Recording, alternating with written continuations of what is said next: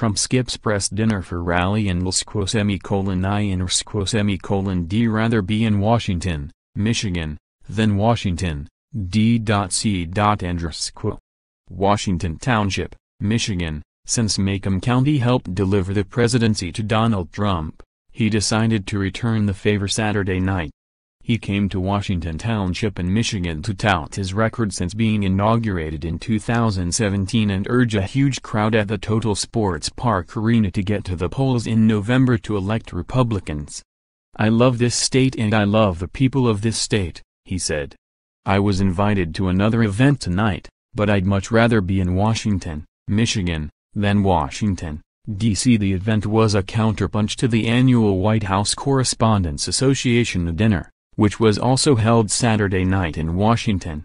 Trump is the first president not to attend the dinner since 1981 when President Ronald Reagan was recovering after being shot in an assassination attempt.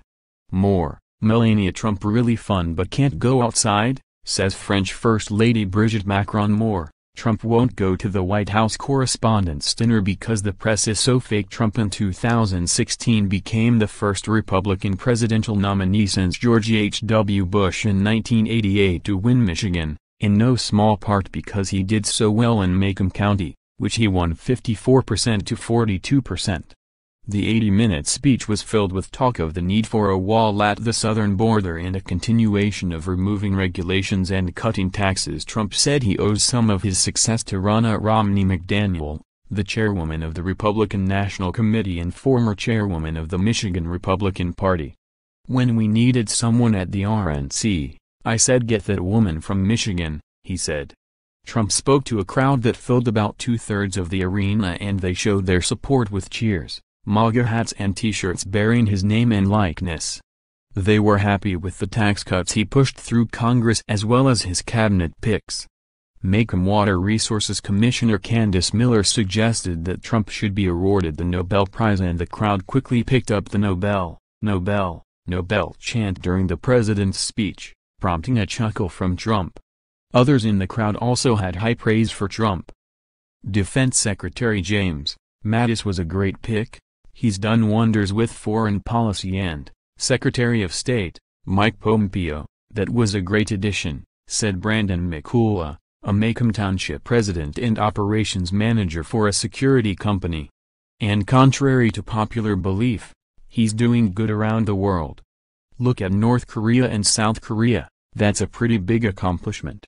Dalton McKay, a security guard from Romeo, wore a neon green sweatshirt that included Trump's likeness on the back to show his support for the president, who he feels is responsible for a bump in his pay. "I was being taxed at 25% and it's now 20%. And that means an extra $60 or $70 in my paycheck," he said. "And I like how he is direct with people, he doesn't beat around the bush." Saturday's event in Macomb County was the 11th rally Trump has held in Michigan and the 5th rally in Metro Detroit since first announcing his run for president in June 2015.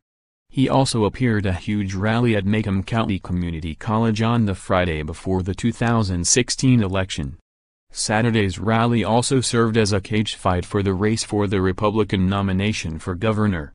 Attorney General Bill Scoot called the rally a Trump Scoot rally and took a veiled swipe at his GOP rival in the race, Lieutenant Governor Brian Calley, who didn't support Trump during the 2016 election cycle. "President Trump is coming here to help me and I appreciate his support," Scoot said. "He knows who's with him and who deserted him and cut and run."